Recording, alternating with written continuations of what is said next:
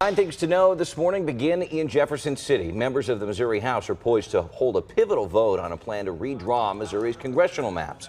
The move would split the Kansas City area into 3 districts in an effort to give Republicans another seat in next year's midterm elections. This is all at the behest of President Trump. Vote is expected to happen this morning. It's not really the majority when 5% of the voters can kill something that the majority of the voters want. Voters in Kansas City gathered last night to discuss their views on the special session, including a push to change the initiative petition process in Missouri. A proposal approved yesterday, mainly along party lines, would make it much harder for voters to pass an issue at the polls.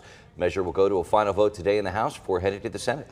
Well, the city of Overland Park has approved a $500,000 grant, but it comes with some requirements. Those are causing quite a stir. The Safe Streets and Roads for All grant. While the grant focuses on streets and making sidewalks, crosswalks, and other thoroughfares safer, it also requires the city to agree to not interfere in immigration enforcement and to not have DEI programs in place. The city says that OP police don't enforce federal immigration law, that there are no DEI programs that violate federal anti-discrimination laws. I want the entire nation to hear me when I say this isn't just an attack on the people of Los Angeles. This is an attack on every person in this city and in every city in our country. Immigration raids are set to pick back up in Los Angeles after the U.S. Supreme Court lifted a lower court order restricting them. President Trump's continuing his threats to send National Guard troops to Chicago in the meantime in an effort he claims to crack down on crime. I don't even know what they're talking about. Now, somebody could have written a letter and used my name.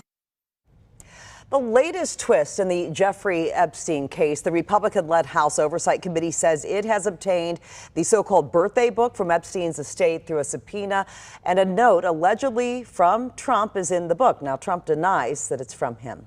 Today, U.S. senators will hear from former researchers for Meta, a company that owns Facebook, alleging a major violation of children's safety. Senators will look at how children as young as 10 were allowed to use certain programs that expose them to bullying and adult content. Those are the allegations. Meta has denied those claims. Well, Chiefs head coach Andy Reid says Xavier Worthy is rehabbing his shoulder. He left the game, of course, with that injury just after it started. It's not clear how long Worthy could be sidelined. We'll next hear from Coach Reid and Chiefs players on Wednesday. And the Kansas City Royals playoff hopes are slowly slipping away. The team dropped its first game in Cleveland last night, 10-2. The Royals didn't get a hit until the 8th inning. Now the loss drops the Royals to 3 games back in the wild card race. They were passed by the Guardians. The 2 teams are back at it tonight in Cleveland with the first pitch set for 5:40.